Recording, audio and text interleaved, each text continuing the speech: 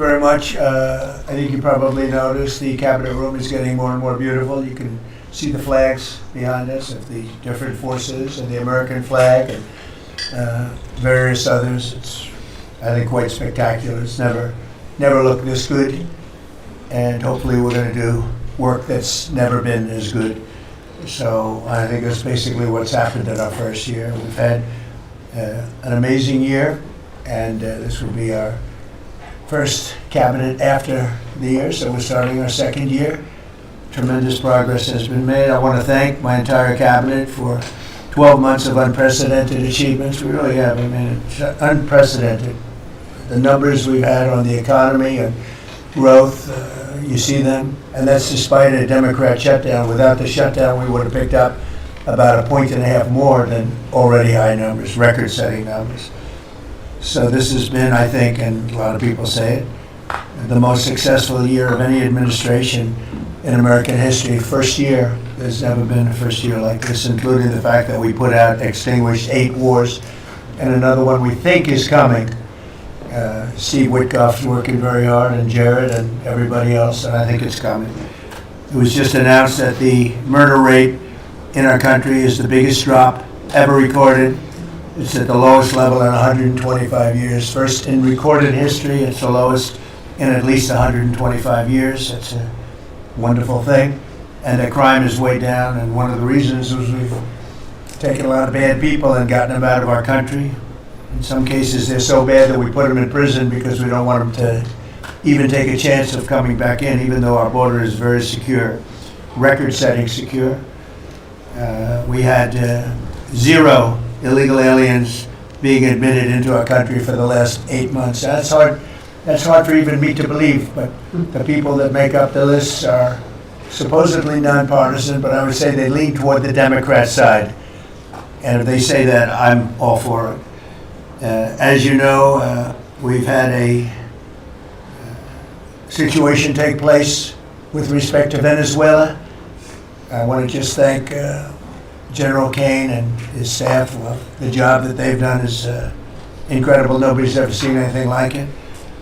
And once it did take place, I want to thank the leadership of Venezuela. We're getting along really well with them. The relationships have been very strong, very good.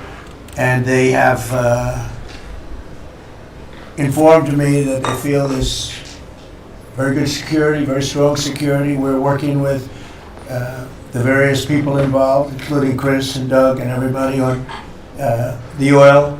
We have the major oil companies going to Venezuela now, scouting it out and picking their locations, and they'll be bringing back tremendous wealth for Venezuela and for the United States, and the oil companies will do fine too. Venezuela will actually make for themselves more money than they've ever made before, and that's a good thing.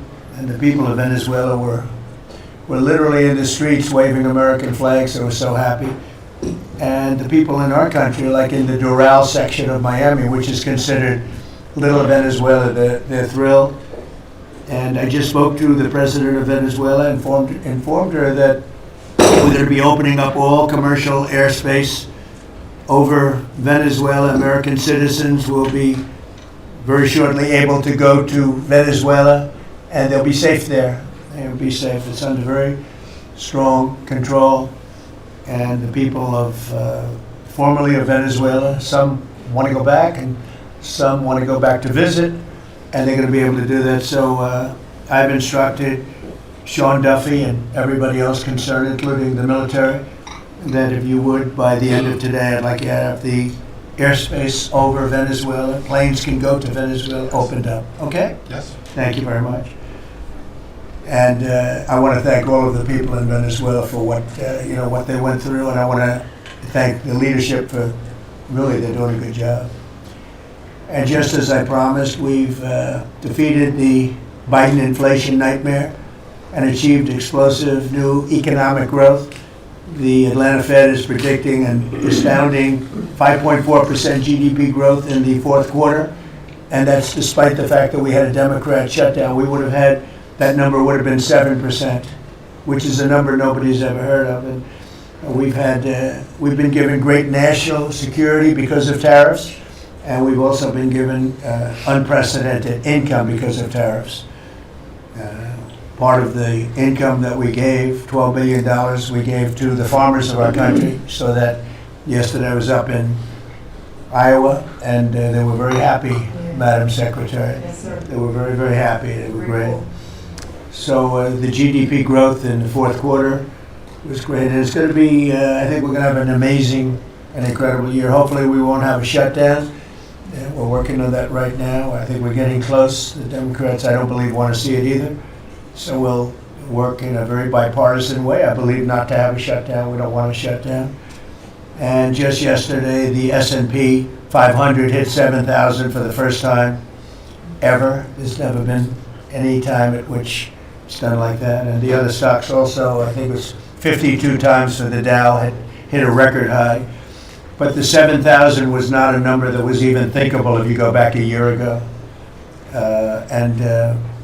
So S&P hit 7,000 for the first time ever. The stock market has set, it's actually 53 all-time record highs since the election, adding $9 trillion in value to savings, retirement accounts, and 401ks. And, I mean, everybody benefits, but we have record stock markets. Companies have never done well. And most importantly, if you think about it, after 4 years in which Biden got much less than $1 trillion of investment into our country, actually it was taken over 11 months, even though we're 12 months. In 11 months, we've taken in more than $18 trillion. So they did less than $1 trillion, Scott, in a period of 4 years, and we've done $18 trillion in less than 1 year. So there's never been anything like that. No other country has done those numbers, by the way, in history. 10 years ago, one country did $3 trillion. No other, we did $18 trillion. It's being invested now. Thousands of businesses, plants, equipment all over the country are being built right now. And they're going to be opening pretty soon, and when they open, you'll see numbers like nobody's ever seen before. The economy is doing amazingly well. I wish the press would report it, but people are finding out. They're seeing it. It's coming. It's becoming pretty evident. It's hard to hide. Biden inflation, which is really stagflation, cost the typical family $34,000. Think of that, $34,000. But after 1 year, growth in real incomes is outpacing inflation by more than $3,000 under Trump. So one cost $34,000 and one made $3,000. That's a big swing. Gasoline has plunged to, think of this, over $4 a gallon, depending on where you are. In California, it's $7, $8 a gallon. While I was in Iowa, and they had $1.85, because I had it at $1.99 a gallon. And I was corrected by two farmers that said, I just bought my gasoline for $1.85. So, Chris, you have to be doing something right, you and Doug, right? But I don't want to give you too much confidence. You got to keep it going. We're drilling, I think I can say we're drilling more than at any time ever in the history. We're taking out more energy out of our land, but specifically, if you look at oil and gas, we've never been anywhere even close. Is that a correct statement? That is correct. All-time records. Yeah, great. It's a great job. Well, it's supply and demand, so that's going down rapidly. And you know, when energy goes down, everything else goes down. They tried to do their thing. It was a disaster. Then they ran back very late to the Trump policy, but they didn't do the Trump policy. They cut leases. They did everything that they could do, but they lost it, and they were very high. And we're now less than $2 in many areas, $2.30 a gallon average. Grocery prices, airfares, hotels, car payments, and rent prices are coming down very fast. And you don't hear the word affordability issued by the Democrats anymore. Now they're going into other things because they're getting beaten badly on affordability. Remember that when I was elected, I came into office, I inherited a total mess, starting with eggs, which were 4 times higher than they were just a year before. And Brooke got them down very quickly before Easter. They said they wanted me to buy plastic eggs for the egg hunt, at the very famous egg hunt at the White House. Sir, would you buy plastic eggs? And we buy a lot, like 100,000 eggs. And I said, we're not going to buy plastic eggs. And by the time we had the egg hunt a few months later, we had the prices down pretty good. And now they're really low. Now they're at a very low level. So we really have, you don't hear the word affordability because we inherited very high prices and we inherited the highest inflation in 48 years. I say the history of our country. I think it sounds almost the same. Actually, I think 48 years sounds actually worse for some reason. So I'll go with the 40 because the press corrected me. I said history and they said, it's not history, it's 48 years. I said, I'll accept that. And we had the highest inflation in 48 years. We have now as you saw yesterday with the Fed, I'm not a fan of his, he said that inflation essentially is not a factor. It's really been pretty amazing. I just put out a statement about his statements. I won't repeat them here because they're too angry. And thanks to our tax cuts, millions of Americans will soon receive record-setting tax refunds. You're going to get a lot of tax refunds, with the average refund expected to be over $1,000 higher than it has been at any time. So we're going to be getting some pretty good refunds, a lot of people. If congressional Democrats had their way, Americans would right now be facing the largest tax hike ever. You know, their proposal was to raise taxes very substantially. And our proposal, which is in the great big beautiful New Deal, it's a New Deal in its own way. It's a Republican version of the New Deal. Right behind you is a nice picture of FDR. This is a much better deal than the FDR deal. But we have the great big beautiful bill, and it's given tremendous tax cuts and a lot of other things. People are now finding out how good it is, and it's just kicked in as of January 1st, by the way. So we're really starting to see it. Even though it's a month, we're really starting to see it. The U.S. economy would be cratering if they had won this election. Our country would be in very bad shape. Would be maybe not much of a country anymore. I don't think it would be a country anymore. They were doing everything wrong, but they were going to give you the largest tax hike in history, and we're giving you the largest tax cut in history in the great big beautiful bill. In addition, I think it's very good. I think it's very important. You have no tax on overtime, no tax on tips, and no tax on Social Security, but you also have, you're getting this is the first time this ever happened. If you buy a car, you go out and borrow money, you get an interest deduction. You take the interest rate, the interest that you're paying on the loan, you're able to deduct it for income tax purposes. So that's a first ever, and I think it's going to be great for everybody, including the car companies. I was in Detroit 3 weeks ago. I went to the Ford factory, spoke to the General Motors people. It's all the same. They're doing better than they've ever done. The factory I went to was like a World War I, earlier than World War I factory, opened up. One of the oldest buildings, but one of the biggest. And Ford was getting ready to close it a couple of years ago, and then they saw that I was doing well, and it looked like I would have a good chance of winning. And they kept it going, barely going. And last week they announced, during my visit, they announced that they're going to round the clock production. They never thought it was. I said, did you ever think? I spoke with Bill Ford and the president of Ford. They were both there, and they said, we can't even believe it. We were going to close this building 2 years ago, and now it's going round the clock. He said, we cannot. I mean, they said, we wish it was twice the size, but they're now building additional plants in the United States, as is everybody else. You have AI building, but the car companies, I love the car companies, and you have them, they're all coming back. They're coming back from Mexico, they're coming back from Canada, they're coming back from Japan, and they're coming back from Germany, all over Europe. They're coming back, they're building here because they want to avoid the tariffs. They don't want to pay the 15%, in some cases 25% tariff. Could be a lot higher than that if it wasn't working. So because of that, they're all coming back. One statistic yesterday that Scott told me is that for the first time ever, tell them about the steel in Japan, that we are now making more steel. Go ahead, please.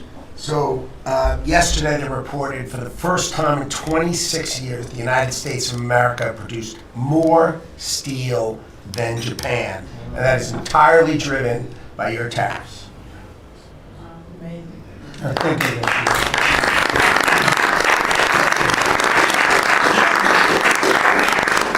He obviously said that much better than I did, because I got no applause. I'm giving you home run after home run. He says one thing to everybody. I should have saved that one for myself. No, but think of it. First time, they read almost 30 years, but I guess it's 26, 27 years, that we are now producing more steel than Japan. Japan being a big steel producer. Japan and other countries really took our steel production away from us. Now, if you think of this, 3 or 4 years ago, the steel companies were all closing up. We worked a fantastic deal with U.S. Steel. We saved U.S. Steel. And now it's all coming about. But and that's just the beginning. There are a lot of steel plants right now being built.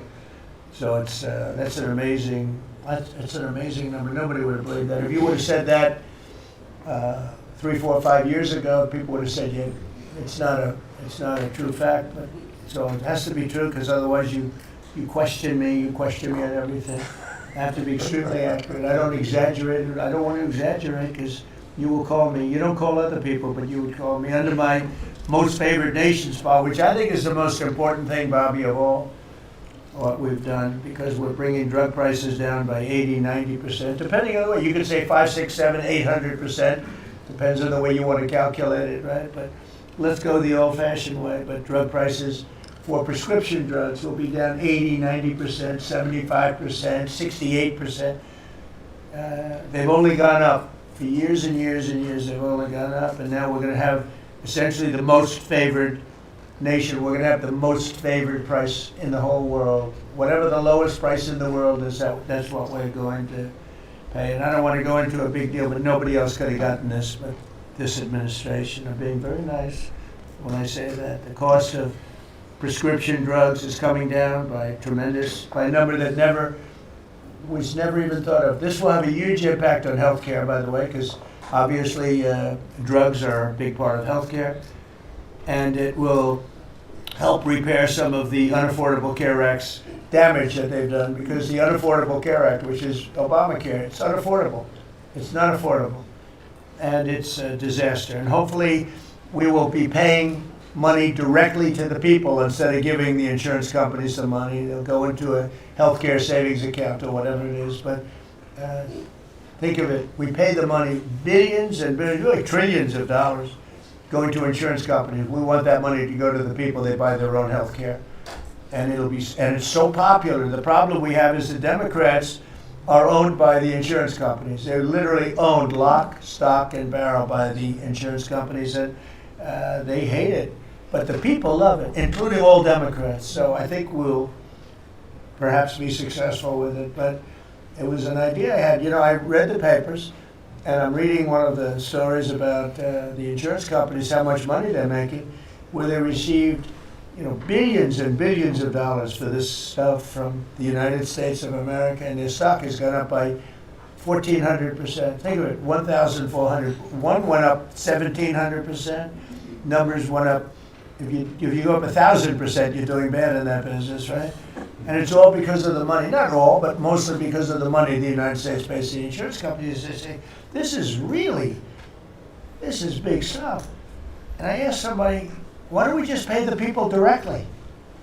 And they said, that's a good idea. It's funny, it's a very complicated business, but actually it's not so complicated. And I went to Bobby and I went to Dr. Oz. I said, can I talk to you guys about this? Is this the kind of money the insurance companies get? Yes. Why don't we pay the people directly? And the primary answer was that the Democrats will never go along with it. But the people go along with it, because I put it out, it went viral. It went viral. Susie, I went all over the place. It became the biggest story. I just said it. And so I think we have a great situation if we can do it. But if you think most favored nation policy for drugs will bring your drug prices down at levels. So now if they're selling a pill for $10 in London and $130 in New York, the London price will go up to $20 and we'll go down to $20. So we'll go from 130 down to 20. And by the way, tariffs did it again, because the drug company said, we'll do it begrudgingly, but they were okay. But we'll do it, but no nation's going to approve it, because even if you raise the price by, like on a pill, $10 to $20, you're doubling the price of their prescription drugs. I said, no, they'll do it. And when I got them on the phone, I said, if you don't do it, we're going to charge you very substantial tariffs, more money than that's going to cost you. And they said, we'll do it. And before, I don't know that any other president even tried to do it. We can't find it.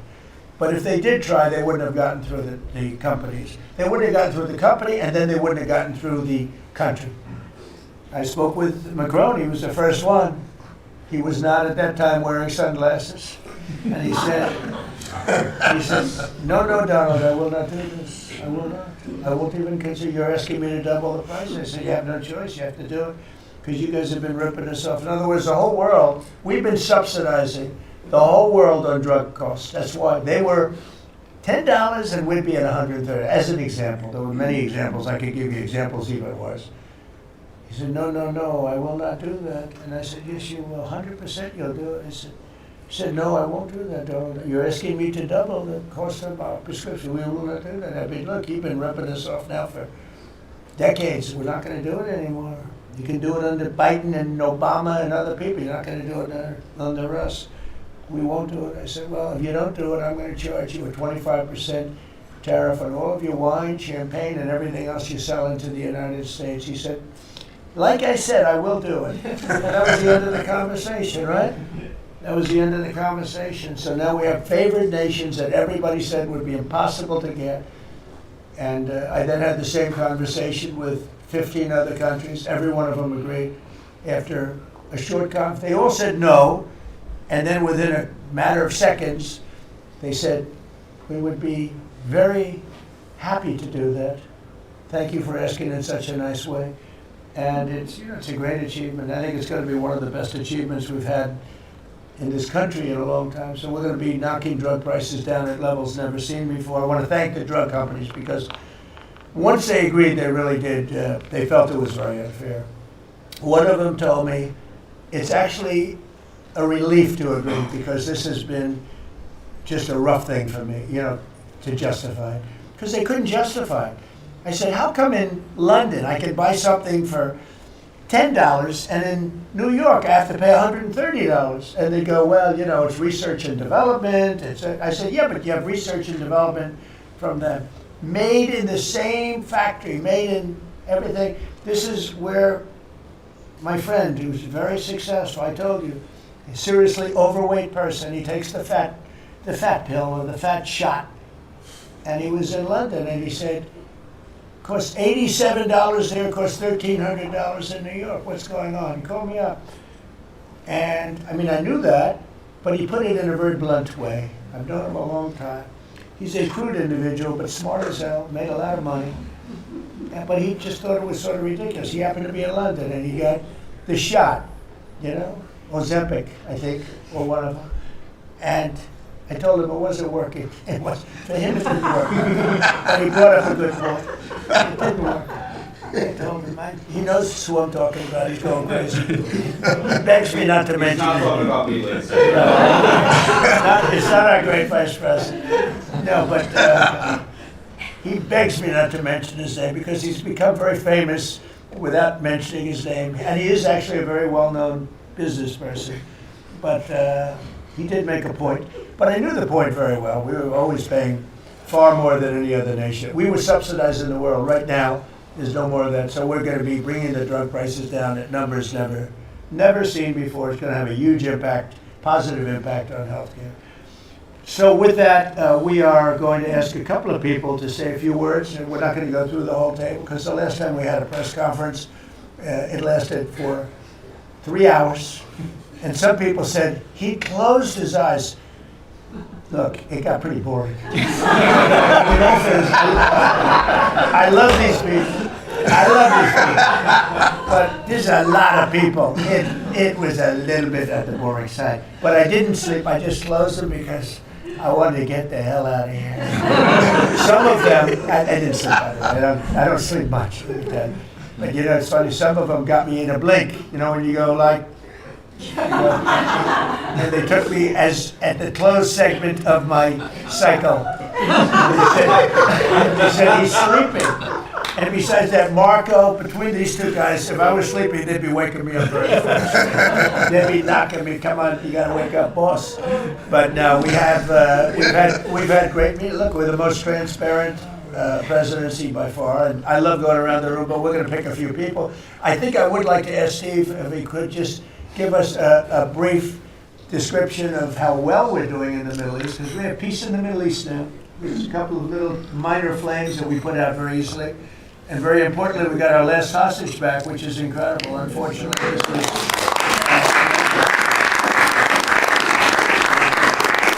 was something that nobody said could be done. And I will tell you, Hamas was a big factor in getting all of the hostages back. They had we were not happy with them, and they had to bring them back. And they found the dead hostages, the bodies of hostages.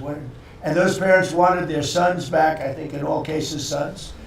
But they wanted their sons and their family. They wanted their sons back as much as the people that had living hostages that we got them back to. So we got the 20, but remember, we got hundreds back previous to that. But I always said getting those last 20 back is going to be very tough. And we got them back, and we got all of the bodies back also, which to those parents was just as important as getting back the son that was living. Steve, could you give us a little description, please? Well, your policy of peace through strength, that's what delivered them home. Without that pressure, it never happens. We are in the second phase now. We've stood up for the first time, Mr. President, on your behalf, a technocratic, all Arab government. We've got the terrorists out of there, and they're going to demilitarize. They will, because they have no choice. So we expect that. Pardon me? And now we want to get Hamas no guns, right? Right, they're going to give it up. They're going to give up the AK-47s. A lot of people said they'll never disarm. Looks like they're going to disarm. And they did help us with those bodies, getting them back. And that family is so grateful to you. They called, I spoke to them, Jared spoke to them. You know, it's an amazing story. He broke his shoulder, but he went out there because he didn't want his friends to fight alone. He would be alive today but for that. He had no reason to go out with a broken shoulder, and he went out and fought them courageously. And died. That's right. It's a great story, and the parents are great. They were the only ones who didn't, they came back pretty rapidly, actually, considering we had got some back initially with the initial group. After that, we had to get a lot. That's a tough job. That's a nasty job, too. Who would want that one? That's a nasty job. And between Israel and Hamas working together, if you can believe it, they got them back. And we got the last one back yesterday, and the parents are so happy. It's amazing, actually, how we sent a message to the parents on your behalf, as you suggested, and they were so grateful. I guess grateful to me is a much better word. It's hard to be happy, but they were actually. I mean, they couldn't believe that they had their baby boy. The mother said, my baby boy back. It's a very terrible thing. Steve, Russia, Ukraine, we're making a lot of progress. Could you explain that? The Ukrainians actually said that we've made more progress since Geneva than they've seen in the last 4 years of that conflict. So we had 5 Russian generals last Sunday in Abu Dhabi with Jared and Dan Driscoll, and we think we made a lot of progress. The talks will continue in about a week, but lots of good things happening between the counterparties discussing the land deal. And we have a security protocol agreement that's largely finished, a prosperity agreement that's largely finished. And I think the people of Ukraine are now hopeful and expectant that we're going to deliver a peace deal sometime soon. And because of the cold, extreme cold, they have the same that we do. I personally asked President Putin not to fire on Kiev and the cities and towns for a week during this. It's extraordinary. It's not just like cold, it's extraordinary cold, record-setting cold. Over there too, they're having the same. It's a big pile of bad weather, the worst. But it was really. They said they've never experienced cold like that. And I personally asked President Putin not to fire into Kiev and the various towns for a week. and he agreed to do that. And I have to tell you, it was very nice. A lot of people said, don't waste the call, you're not going to get that. And he did it, and we're very happy that they did it. That's correct. Because on top of everything else, that's not what they need, is missiles coming into their towns and cities. So I just thought I should say it. I thought it was a very good thing. And Ukraine was, almost they didn't believe it, but they were very happy about it, because they are struggling badly. I They're think it struggling. shows, Mr. President, how you provide an overarching sort of presence in these negotiations. The Ukrainians never thought it could happen. The Russians are doing things maybe that people wouldn't give them the credit for doing, and I think it always comes down to your indomitable spirit. Well, it was a good thing. You know, if you think it's cold over here, they say in Ukraine you can add another 20% to it. It was a very cold place anyway, but this was, they see numbers that were so, they'd never seen numbers like that, cold numbers like that. So it was, I thought I should mention it. Could I ask Scott Bassett, we have so many things happening, could I ask you to maybe say a few words, please? Yes, sir. So the one big beautiful bill that was passed on July 4th last year, we're starting to see the effects kick in. You mentioned the great economy. One of the things in the one big beautiful bill, Mr. President, it was an honor to host you, and as you said, the best rapper in the world, Nicki Minaj, at yesterday's Trump Accounts Summit. We've now had 1 million people sign up for Trump accounts just this week. We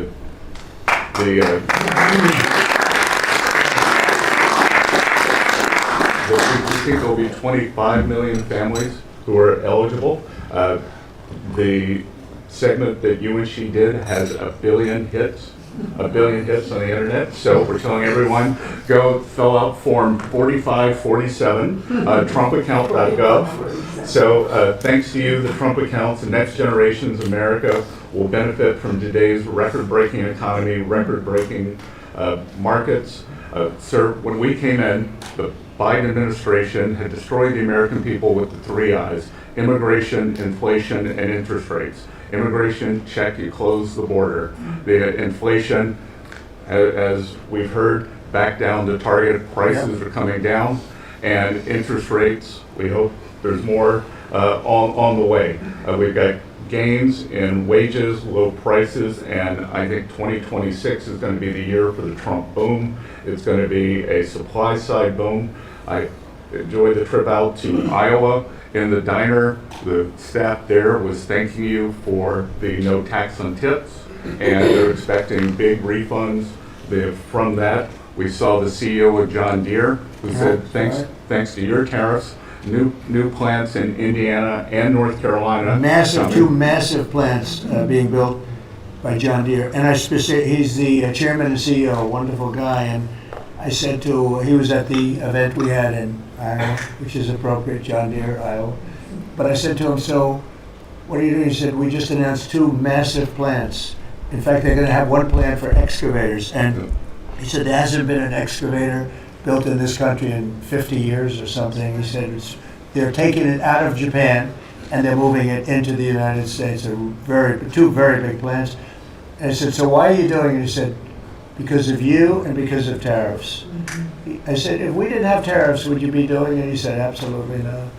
So it's very important, and I hope we're going to be successful with the Supreme Court case, because we're waiting, and we're taking in hundreds of billions of dollars, and we don't want to give it back, number one. And number two, and you know, the people that are fighting us on that case, by the way, are China-centric. These are people that are for China, but they're also outside of the United States. These are countries that have ripped us off for years and years, charging us tariffs.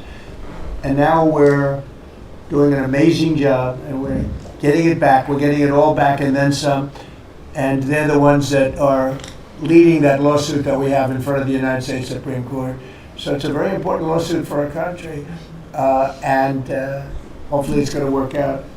We're waiting a long time, but hopefully it's going to work out. We've taken in hundreds of billions, even trillions of dollars, and certainly we've taken in trillions of dollars of, you know, a big part of that $18 trillion that's coming in is because of tariffs. They're coming in, they're building because they don't want to pay the tariff, and The tariffs are very, steep. They could be much steeper. You probably saw I put out a truth today, and the tariffs could be much steeper.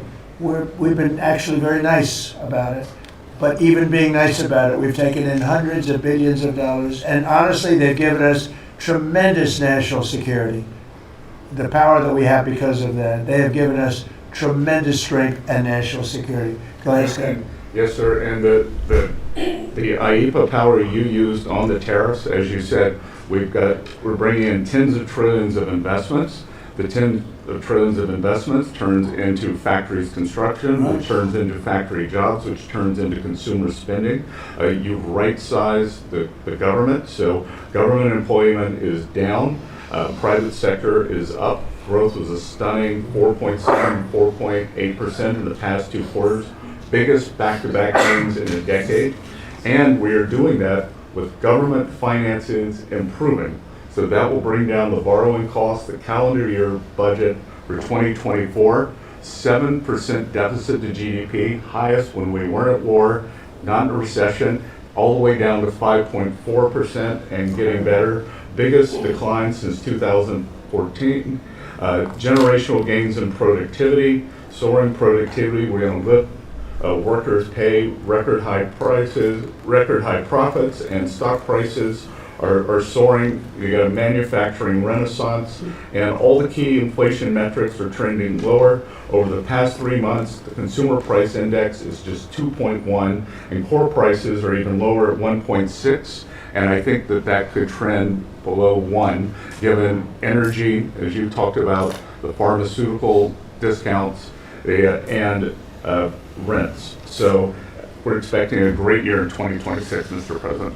And we're going to be announcing next week, I think sometime, Scott and Howard and everybody, we're going to be announcing the head of the Fed, who that will be. And it'll be a person that will, I think, do a good job. We're paying far too much interest in the Fed. The Fed rate's too high, unacceptably high. We should have the lowest, and I think you read my statement today. I put out a statement before the meeting, but we should have the lowest interest rate anywhere in the world, because a lot of these countries are successful only because of us, because we allow them to have surpluses. And without surpluses, some of the countries that you most respect financially, that you say, oh, this one, that one, this one, that one, they're successful because we allow them to have surpluses. And we could easily stop that with the powers that we have, but we don't.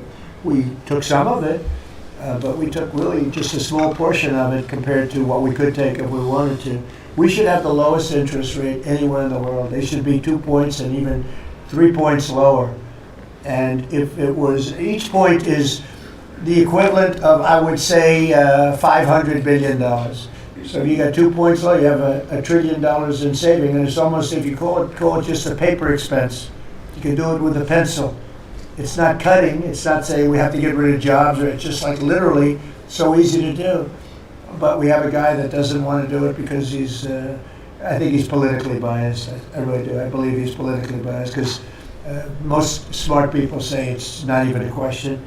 But despite that, we were able to bust through. It's like busting through a wall. We were able to bust through a wall, and we have the kind of numbers that Scott and Howard with the steel and other things talk about. What would you say, Howard, in terms of how we're doing, generally speaking? Great businessman, very successful guy. He's doing a really good job. What would you say?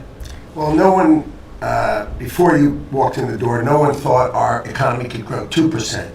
Fourth quarter, with the shutdown, 5.5%, and that means the first quarter you could see the United States of America with its $30 trillion economy grow in the 6% range, and no one thought that was possible. That's how you get jobs, that's how you get money down, that's how you fix the deficit. You are fixing everything with your policies. You have changed America and created the golden age. Thank you.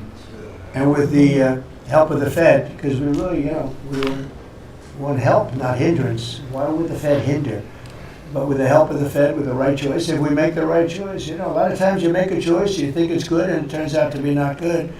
But with the help of the Fed, we could hit numbers that have never been hit before. We could hit 8, 9, 10. There's no reason why not.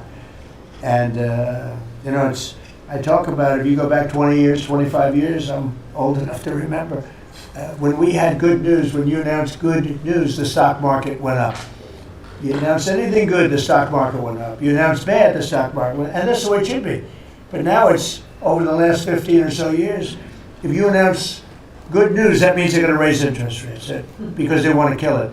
So you can never really be that successful because you announce all record numbers, great, because they're afraid of inflation. But growth doesn't have to have any impact on inflation. It can make inflation go down in many cases. So, and you've seen that with us. I mean, we're growing at a much faster rate than anybody thought was possible. We have very controllable inflation.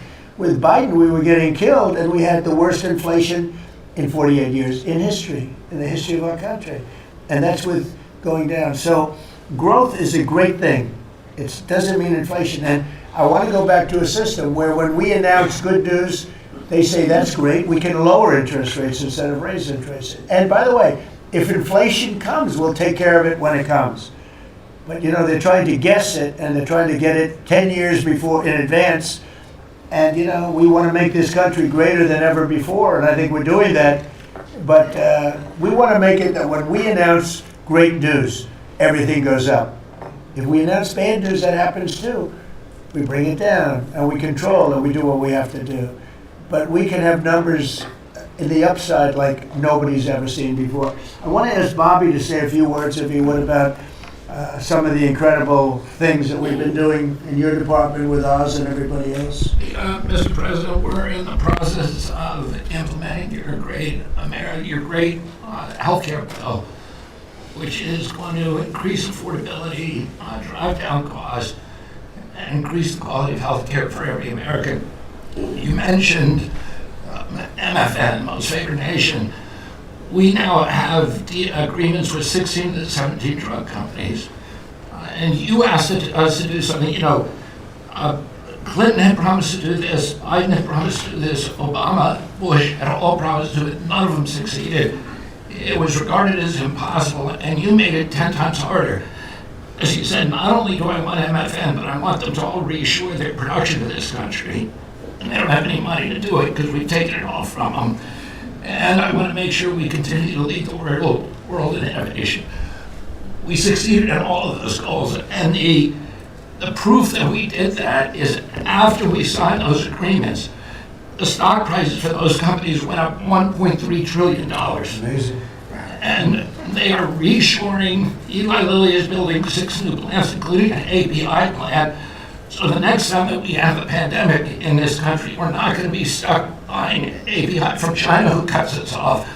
We're going to be able to make it right here. Novo Nordisk is building 4 new plants, and we are going to be releasing Trump RX so that every American can get the lowest prices in the developed world. In some cases, they're going to be lower than the lowest prices in the developed world. And that's going to be happening sometime probably in the next 10 days. So we're doing rural health care. We sent out $10 billion last week. The states have that money. They're going to be giving it to rural hospitals sometimes in the next 2 weeks. And we're going to revolutionize rural health care in this country. You are raising the influx of federal dollars to rural health care by 30% over the next 5 years. So 30% every year, more dollars, federal dollars, are going to be flowing to them. It's going to allow them to rebuild their decaying infrastructure, to retain providers, and also to revolutionize the use of AI and other technologies, which is going to dramatically lower the prices for rural Americans and raise the quality of their health care. Brooke and I released the dietary guidelines, which have been received incredible acclamation from both sides of the aisle. We are going to change the food culture in this country. Brooke gives away $405 million a day to buy food for Americans in the WIC program, the Head Start program, SNAP, school lunches, the VA, and the military. They're now going to be getting real food for the first time. And Brooke came up with the ingenious idea of requiring every store in this country that accepts food stamps to double the amount of real food that they're selling. And this is going to drive change in the market. and it's going to lower the cost of meats, of proteins, of whole grains, of fruits and vegetables, so that every American will have in their reach an affordable meal that actually is real food. 70% of American kids now are, 70% of the diet of American kids is now ultra-processed foods. That's why we're spending $5 trillion in treating chronic disease in this country every year. We are attacking fraud. We have Oz finding hundreds of billions of dollars in Medicaid, Medicare fraud in states like Minnesota and California, and we are clawing back that money. We also accomplished something that every American has promised, which is prior authorization. Now we have 80% of the insurance industry that has agreed to eliminate prior authorization in almost all of their procedures. So that this is going to dramatically change the experience of every American with the healthcare system. When you go to your doctor, your point of care, before you leave that office, you will know whether the insurance company is going to pay for the procedure or not. And that is going to, as I said, change the experience. We're also doing price transparency, which you asked during your first term. It never got implemented because the Biden administration never enforced it. We brought more enforcement actions against hospitals than in this 1 year, and the Biden administration brought in 4 years, and we're doing a crackdown so that every American, when you go to a restaurant, you look at the prices before you buy the meal. You ought to be able to do that when you go to a hospital, and by the time that we leave office, every American is going to have that guarantee. We're doing a lot of other stuff, but we were told to keep it short. You are. And the autism that's moving along, really, is trying to figure it out. We've commissioned now dozens of studies, maybe over 100, and we are going to get those done for you. Good. That's so important. Also, Eli Lilly, Merck, Pfizer, every drug company, they're spending trillions of dollars right now, as we speak, building plants in the United States because they want to be able to save a lot of money on tariffs. It'll be hundreds of percent, 100%, 200%, 300% in 2 or 3 years from now. So I said, you better have your plant built because in 2 years from now, before I leave office, it'll be a sad day. Very sad day for me. But before I leave, every one of these plants better be built because you're going to be paying 300% tariffs. And they're all building their little hearts out. I spoke with the head of Eli Lilly, who's a fantastic guy, a star actually. He's a star, very smart. And he told me he's building 6 plants in the United States, big ones, and locations that I know very well, but all over the country. Merck is building, and Pfizer's building, and every one of them's building, and foreign companies are building. So it's an amazing thing that's happening, and you're doing a fantastic job. I read an article today where they think Bobby is going to be really great for the Republican Party in the midterms. So I have to be very careful that Bobby likes us. But we're letting you do your job, right? Thank you, Mr. President. Thank you. You're doing a great job. You and Oz and the whole group, they're doing a... I'll add this, and Marty McCary has done an incredible job at FDA. That's true. Last month, we approved more gene and cell therapies than any time in history. And we're making this a safe and productive and encouraging ecosystem for biotech so that China does not steal that industry from us. Fantastic. I'm going to ask Scott Turner to speak really quickly about housing because, in my opinion, I have very strong opinions on housing. That's what I did for a long time. I did good with it. But, you know, we got to get interest rates down even lower. They are now pretty low, but we got to get them lower. And I'm a big factor, to me, the biggest factor is interest rates for housing. Only in that, you know, you have a lot of people that have become wealthy in the last year because their house value has gone up. And, you know, when you get the housing, when you make it too easy or too cheap to buy houses, those values come down. I don't want those values to come down. We have millions of people that own houses, and for the first time in their life, they're wealthy because the house is worth $500,000 or $600,000 or more or less, but more money than it's ever been worth before. I don't want to do anything to knock that down, and so I want to be very careful with this. You know, you make housing, I can turn on housing immediately, but you make it too easy and you're going to knock the value down of people that own houses. I want to, for those people, there's millions of people that own houses, we're going to drive those values up, but we're also going to try making it easier for people to buy. The best thing that can happen for both groups of people is lower interest rates, and those interest rates are coming down, and with a proper, intelligent person at the Fed, that person will be able to work with us to get interest rates down. That covers all of the sins. It covers everything. Lower interest rates keeps the values up for the people that have housing and lets other people buy housing. And Scott, if you could just expand quickly on that. Yes, sir. You did allude to when we first came in, sir. You know, our fiscal house in America was a mess, but because of your economic policies, the economy is thriving. And I do have some good news to share. As you said, you know, good news. I hope this will make the interest rates continue to go down. But because of your policies, sir, home sales in December, they rose sharply to their strongest pace in 3 years.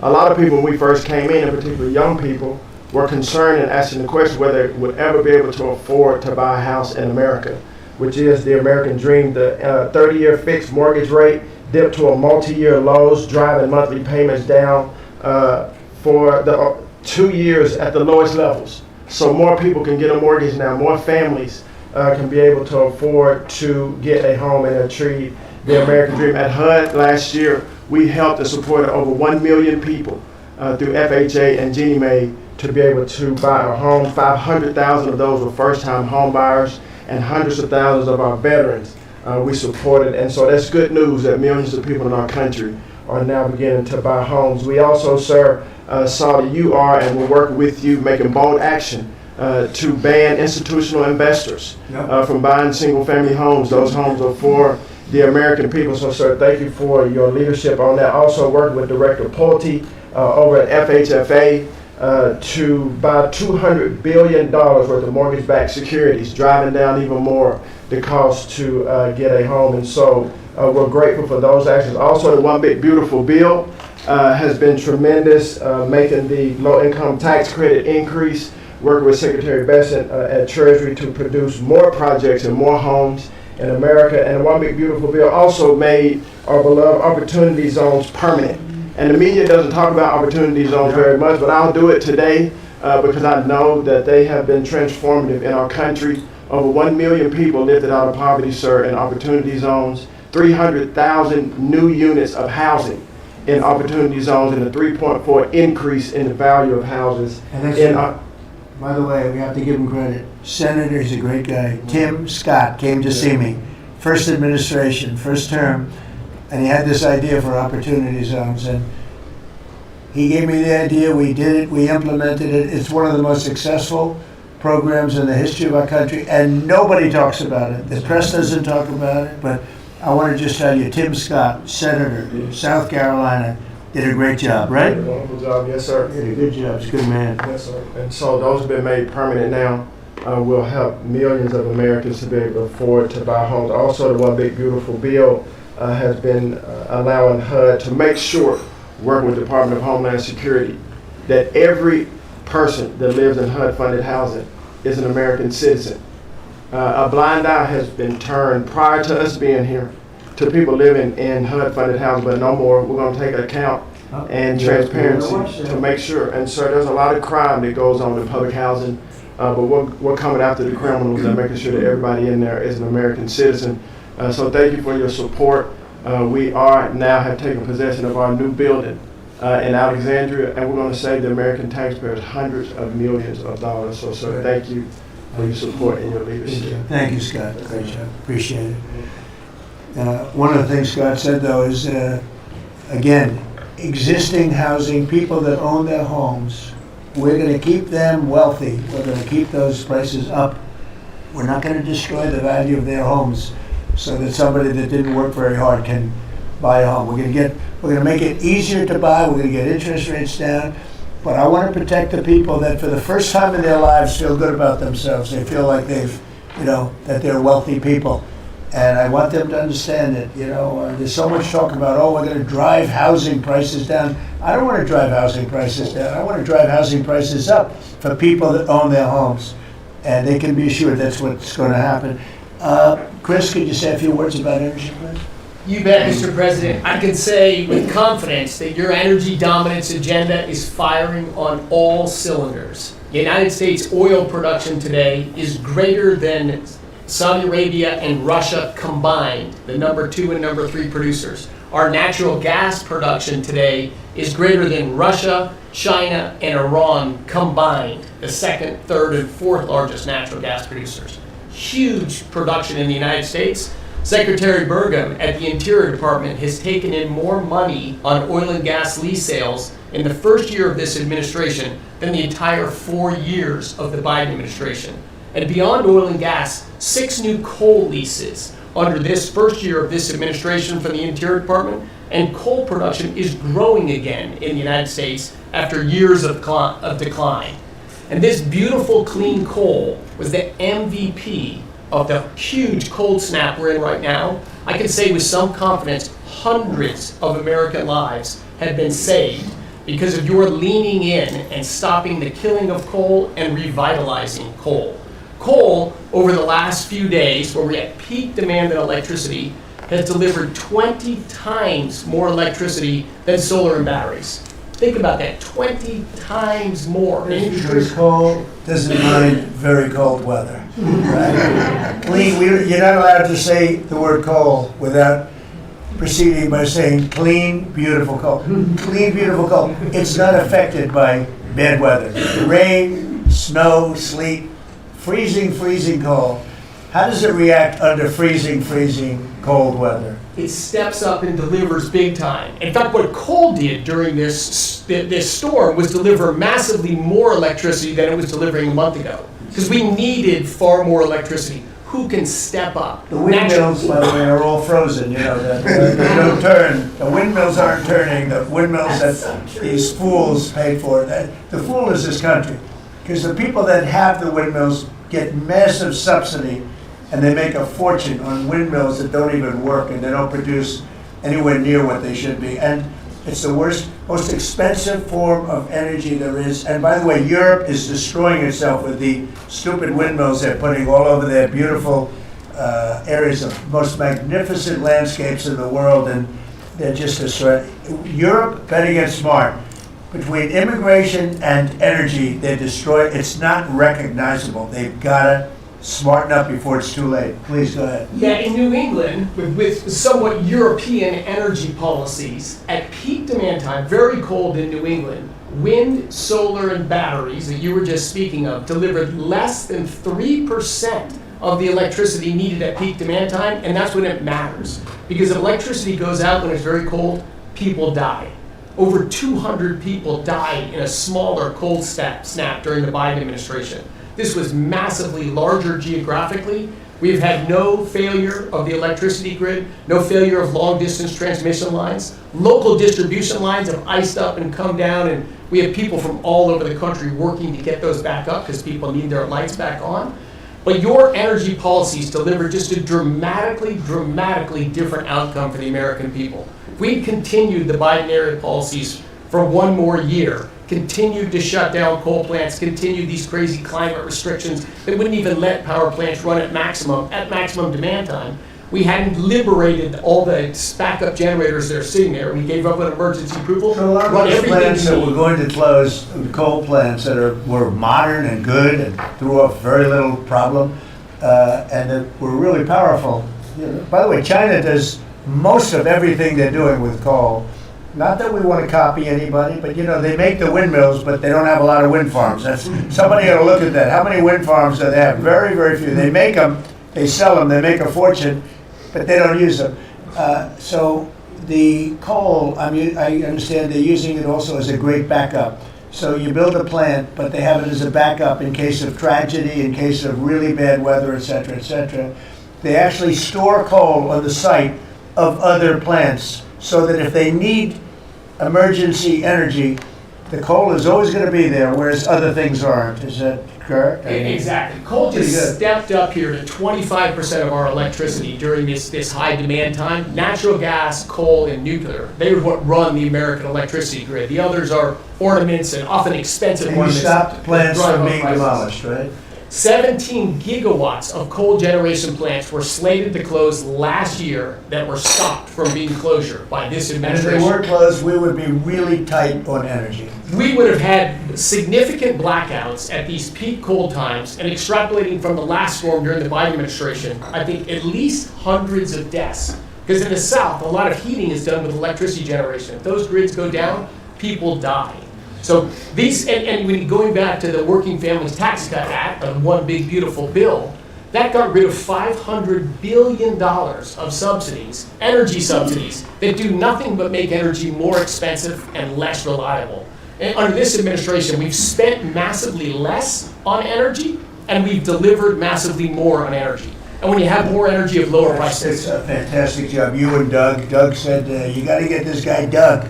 You got to get this guy Chris Wright and get him as soon as you can. I said, but I want you to run energy. He said, well, I'm good at it, but he's better, right? Didn't you tell me that? So I gave him the land, I gave you the energy, right? And it's a great combination. I mean, they literally have, I said, maybe we'll merge it in some way. They said, we don't have to. We get along. They work together, right, with the land.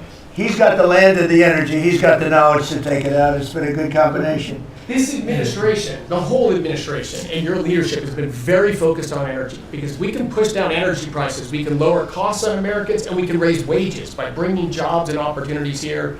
It is a transformation of American energy. Thanks for your leadership. He's one of the most respected people in the energy world. And Doug told me about Chris Wright. They said, if you could get him, what he gave up to do this job, you're making a little less money, but that's all right. You don't care. What you're doing is fantastic. But he said he's the best in the world. Other people have told me that. The heads of the biggest companies have told me that.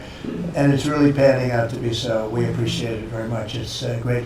One of the things we're doing with energy, I think that's so important. We have an old grid, been around a long time, and not really, can't be much expanded. It can be fixed up a little bit, but can't be much expanded. And we have some plants that are so big that the grid would never be able to hold it.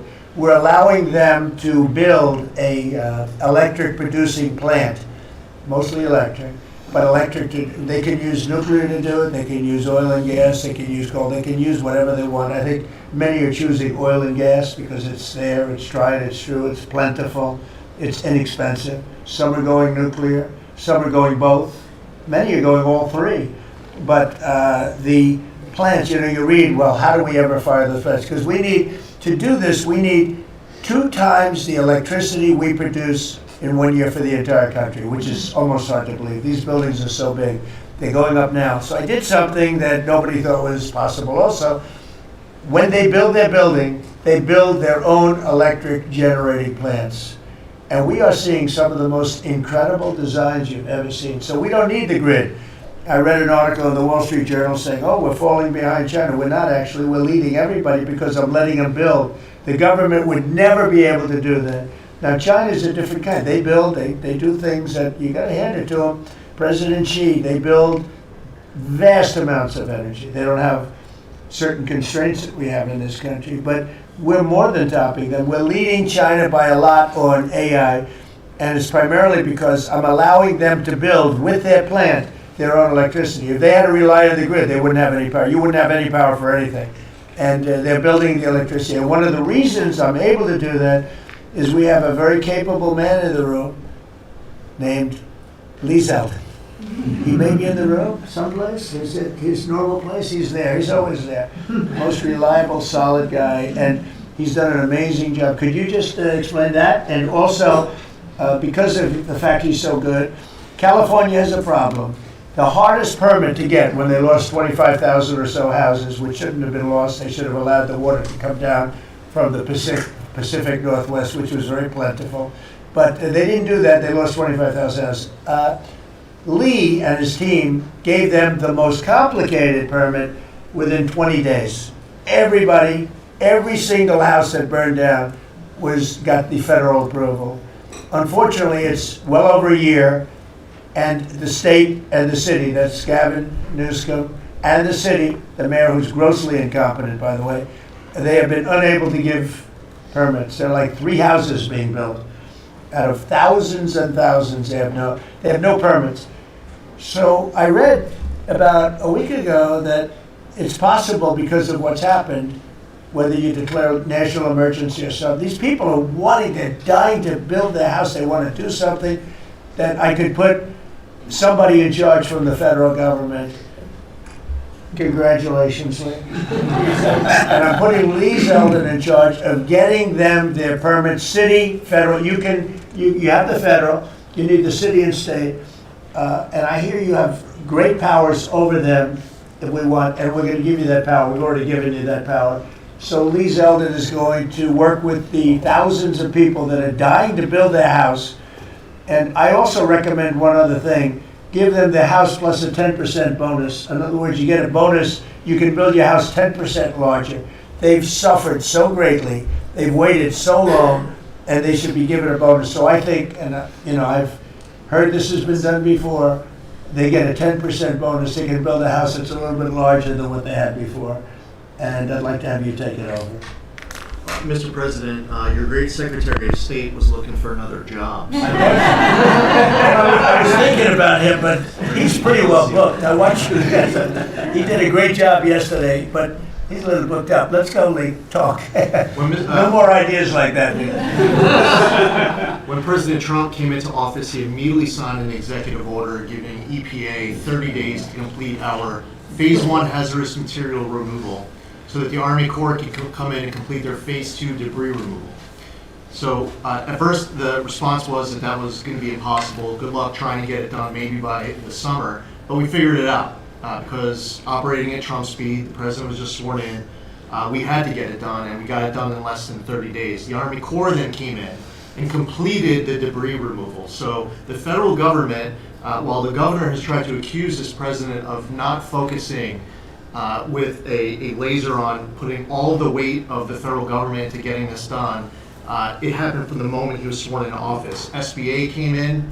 I think it was about half of the disaster loan money, billions of dollars from last year went towards these residents and businesses. So the full weight of this government.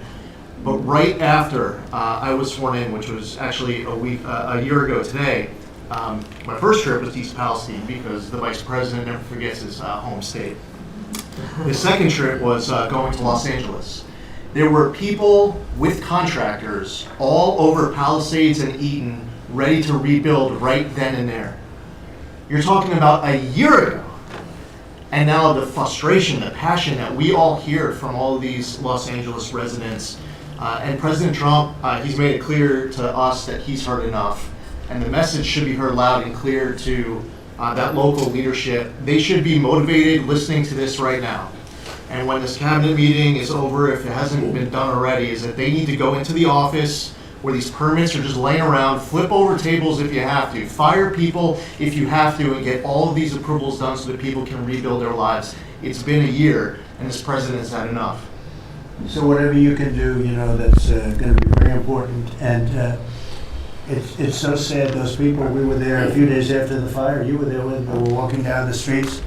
The people are devastated. The love that they had for that property was everybody was going to rebuild, and they thought they could do it immediately. They should have. We gave it to them so quickly, but they can't get their permits. They still can't build, and they're losing spirit too. I mean, a lot of people are losing spirit.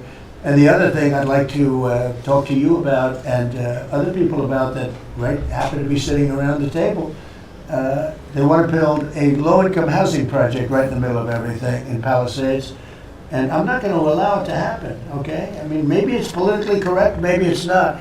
I'm not going to let these people destroy the value of their houses. I built a lot of low-income housing. I made a lot of money building low-income housing. I know more about it than anybody. We're not going to allow this guy to build a low-income housing project on top of everything else in the middle of that mess that was created by the fact that they didn't allow water to come down from the Pacific Northwest, okay? And I'd like you to have that stopped and stopped immediately. No financing, that might be you, Scott, because they'll come to you for financing. It's never going to be approved. You would never, but Scott thought it was a horrible thing. So there's going to be no financing for low-income housing. Let the people build their houses, and as fast as you can, help them, help the mayor and help the governor get their permitting done, okay? Yes, sir. Okay, thank you very much. Kelly, I think you were just alluded to, Are you helping some of the people out there with loans? Yes, Mr. President, thanks to your leadership, you also helped put the fires out. Your executive order got water to the scene in your earliest days of your presidency. So you've been there from day one. We've been out there twice now. There have been no changes until your executive order this week that is allowing that permitting to happen quickly. We have 16,000 structures burned. We have put loans out on 12,000 of them for $3.2 billion. More than half of all the disaster money delivered in America went to that area. Now, because of the abject leadership, the failures of Gavin Newsom, they have not been able to rebuild. Because of your leadership, they're going to be able to rebuild. But that's not all you've And done. they'll take the credit for it, watch. It'll start, and they'll take the credit. Look at the great job we did. They would never, it wouldn't get built in 20 years. And it will be destroyed by building low-income housing next to luxury housing. History says that doesn't work too well. Go ahead. We're going to make sure that doesn't happen, Mr. President. Please. But under your leadership, you've ended at least 8 wars, okay? But probably the most important and underreported war that this president ended was Joe Biden and the Democrats' war on Main Street and hardworking families.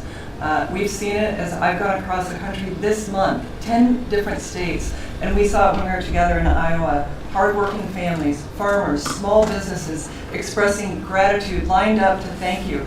I was out with our great vice president last week in Toledo, Ohio. They are thanking this administration for getting Main Street back. The Trump tax cuts, the tariffs, deregulation, it's all rocket fuel for hardworking families in Main Streets. And I see it whether it's talking about small business expensing 100% accelerated for Made in America factories, the 20% pass-through, but it's also working families where they have expanded child tax credits, increased standard deductions, permanent low-income tax rates, health savings accounts, Trump accounts. This president is delivering for Main Street. It's the most underreported story in this country. And I see it in Main Street businesses.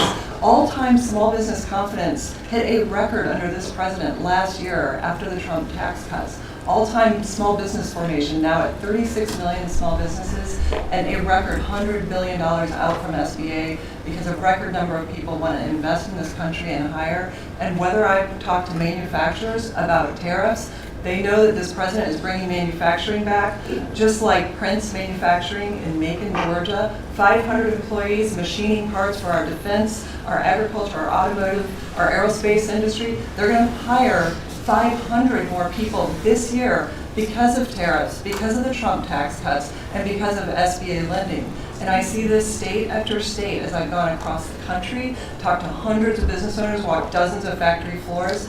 This is not being covered, but it's going on in America. The number one problem is they need skilled workers. This is something I'm working on with Secretary Chavez-Reimer. I'm working across the administration to ensure that we empower our small businesses. 98% of our manufacturers meet the small business definition. So Ford has 5,000 small manufacturing suppliers.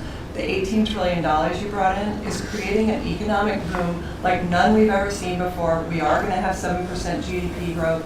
GDP now is probably underestimating where it is in 4Q, but with interest rates going down, with regulation going down, these are all taxes on small businesses, and those are going away.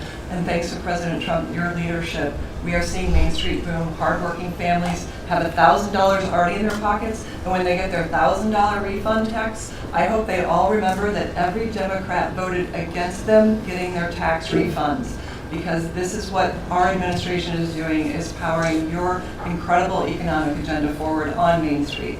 Thank you very much. Great job. I do want to say that on my left, I have a man who's doing a fantastic job, and on my right also, by the way. But we're spending a tremendous amount of time and effort on building our military. We largely rebuilt the military during my first term, fortunately, and we're greatly enhancing it now. We're going to be doing something new. We're bringing back the battleship, and I thought, like you remember the battleships of the great Iowa and Alabama, Missouri, those unbelievable scenes that you see, Victory at Sea. You'd see these incredible ships, and I thought they were powerful, but the battleships that we're building are going to be 100 times more powerful than those beautiful works of art. I mean, they were magnificent. All steel. We have the steel now, and we're going to be doing that as an enhancement. But our military is very strong. You may want to say something about the large fleet of ships that's heading over to the Middle East. Well, Mr. President, you had to, like so many other cabinet members have referenced, rebuild the perception of America. And at the Department of War, that meant reestablishing deterrence. What happened in Afghanistan, what happened in Ukraine, a war that never would have occurred, what happened on October 7th in Israel, never would have happened under President Trump. So as a result, we're having to rebuild how our enemies perceive us. And when President Trump said, we're not getting a nuclear, Iran, you won't have a nuclear bomb, he meant it. And we sent those B-2s halfway around the world, and they never noticed. When he said, we're not going to tolerate trafficking drugs anymore in our hemisphere, we treat them like the Al-Qaeda of the Western Hemisphere, he meant it, and we're executing that. When you said, Mr. President, we're securing the border, the military was proud to do their part alongside Homeland Security to do that. Same thing with Iran right now, ensuring that they have all the options to make a deal. They should not pursue nuclear capabilities, and we will be prepared to deliver whatever this president expects of the War Department, just like we did this month. No other military in the world could have executed the most sophisticated, powerful raid, not just in American history, I would say in world history. What those men did, going downtown, another country, the most secure place in the most secure base in the middle of the night, without anybody knowing until those simultaneous bombs dropped 3 minutes before the helicopters dropped. No other country could coordinate that. No other president would have been willing to empower those warriors that way to be that effective. And that sends a message to every capital around the world that when President Trump speaks, he means business, and we are reestablishing deterrence at the War Department. Thank you. Great job you're doing. Just to finish up on that, the Somalian pirates over the years have pirated, stolen many ships. They would get large amounts of money for the ship. You have $1 billion ship, and the insurance companies didn't want to fight because, some of those ships are very flammable. They're carrying millions of barrels of oil. Very flammable, very dangerous situation if they're shot at. So they wouldn't fight. We notified them a number of months ago. Anybody that does that gets the same treatment as a drug dealer sending their drugs in from Venezuela or anybody else. As you know, it's 97% down by water. So the drugs coming in by sea or by water is down 97%. Now we're also starting. That was the more difficult route. Now we're starting to do that by land also. It will be, you'll see that happen as they come in and kill our people with drugs. I think the real number is 300,000 people a year, not 100, but whatever it is, it's a lot of people, hundreds of thousands of people. They're going to get hit.